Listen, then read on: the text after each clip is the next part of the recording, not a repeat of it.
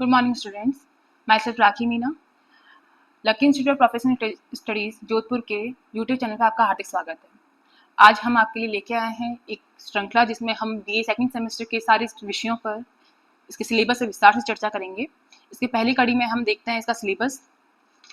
जैसे कि आपको पता है कि पेपर का नाम है अंडरस्टैंडिंग इंडियन कॉन्स्टिट्यूशन गवर्नमेंट, भारतीय संविधान और शासन की समझ। एक ऐसा विषय है जो आपके लिए सेकंड सेमेस्टर आपकी बीए की क्लासेस के लिए तो इम्पोर्टेंट है ही, साथ में आपके आगे में आने वाले जितने भी कॉम्पिटिशन एग्जाम्स हैं उनके लिए भी आपके लिए काफ़ी बेनिफिशियल रहेगा।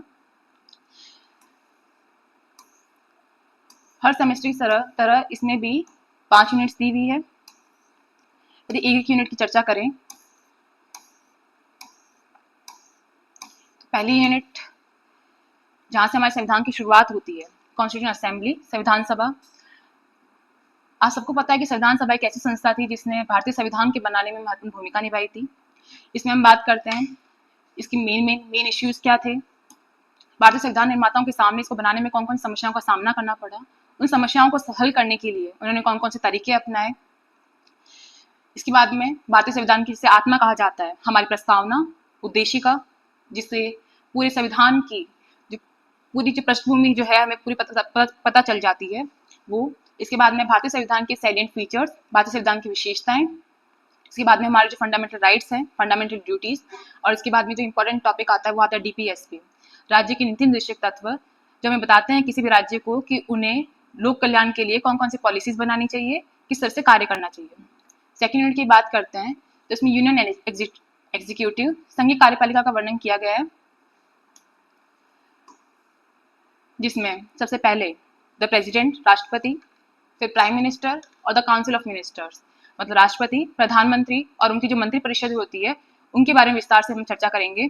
उनके कार्य क्या क्या होते हैं, उनकी शक्तियाँ कौन कौन सी होती है, उनके जो है संविधान अनुच्छेद उनके कौन कौन से हैं, इसके बारे में विस्तार से इसके बारे में चर्चा करेंगे।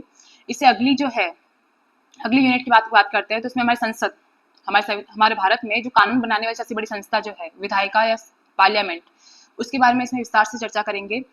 जैसे कि हम जानते हैं कि संसद के 3 अंग होते हैं, राष्ट्रपति, लोकसभा और राज्यसभा। राष्ट्रपति के बारे में हम जो है सेकंड यूनिट में पढ़ चुके हैं। थर्ड यूनिट में हम लोकसभा और राज्यसभा, इनका गठन किस प्रकार होता है, ठीक है, इनमें इनकी मेजर शक्तियाँ कौन कौन सी होती है, इनके मेन कार्य क्या क्या होते हैं, इसके बारे में विस्तार से चर्चा करेंगे। इसके बाद में नेक्स्ट जो टॉपिक हमें दे रखा है वह है सुप्रीम कोर्ट, उच्चतम न्यायालय, इसका गठन कैसे होता है, सुप्रीम कोर्ट की शक्तियाँ कौन कौन सी है। इसके बाद में जो नेक्स्ट टॉपिक है वह है जुडिशियल रिव्यू, जुडिशियल एक्टिविज्म, न्यायिक पुनर्विलोकन, न्यायिक सक्रियता, जो आज के टाइम में करंट में रहने वाले सबसे चर्चित मुद्दे जो हैं वो है। इसके बाद में द नेक्स्ट टॉपिक जो है द इलेक्शन कमीशन, भारत का जो निर्वाचन आयोग है उसके बारे में हम विस्तार से चर्चा करेंगे कि इसका गठन कौन सा अनुच्छेद में दिया गया है, इसके क्या क्या कार्य हैं, इसकी कौन कौन शक्तियां हैं।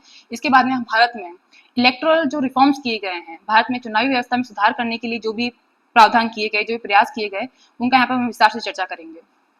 नेक्स्ट उनकी बात करते हैं फेडरलिज्म, संघवाद। आप सबको पता है कि भारत जो है एक संघ राज्य है, संघ प्रदेश है, जो कि बहुत सारे राज्यों से मिलकर बना हुआ है। हम इसमें विस्तार से चर्चा करेंगे कि संघवाद होता क्या है, भारत की संघीय प्रवृत्ति कैसी है। हम कई बार बात करते हैं कि भारत जो है एकात्मक संघवाद है, भारत जो है संगठनात्मक है, एकात्मक है। इसमें हम इसकी विशेषताओं की चर्चा करेंगे। इसके बाद में हम सेंट्रल स्टेट रिलेशंस की बात करेंगे कि हमारे केंद्र राज्य के संबंध कैसे हैं, वित्तीय संबंध क्या है, प्रशासनिक संबंध कौन कौन से हैं। इसके बाद में जो नया टॉपिक है वो है न्यू ट्रेंड्स, वर्तमान में केंद्र राज्य संबंध जो है कैसे बदले हैं, उनमें क्या नई नई प्रवृत्तियां उभरी है, हम इसके बारे में इसमें विस्तार से चर्चा करेंगे। इसके अलावा जो अगला टॉपिक है वो डिमांड ऑफ ऑटोनॉमी, समय समय पर राज्यों द्वारा स्वायत्तता की मांग की जाती है। जैसे पंजाब की बात कर लें, छत्तीसगढ़ में नक्सलवादियों की बात कर लें, समय समय पर जो है स्वायत्तता की मांग करते हैं। हम यहाँ पे इसके बारे में विस्तार से चर्चा करेंगे। इसके बाद में एक और जो स्टेट के राज्य प्रशासन के संबंध में एक जो इंपॉर्टेंट टॉपिक आता है बता गवर्नर आता है, राज्यपाल आता है। जैसे संघ में राष्ट्रपति की स्थिति है वैसे ही राज्य में राज्यपाल की स्थिति प्रदान की गई है। यहाँ पर हम जो है इसकी पावर्स देखेंगे और इसका फेडरल पॉलिसी में इसकी क्या भूमिका है वो देखेंगे, और साथ में हम जो है प्रेसिडेंट और गवर्नर की कंपैरिजन भी करेंगे कि दोनों को जो शक्तियां मिली हुई है दोनों में क्या कंपैरिजन है, दोनों की शक्तियों में क्या तुलनात्मक जो हद है वो हम यहाँ पर करेंगे।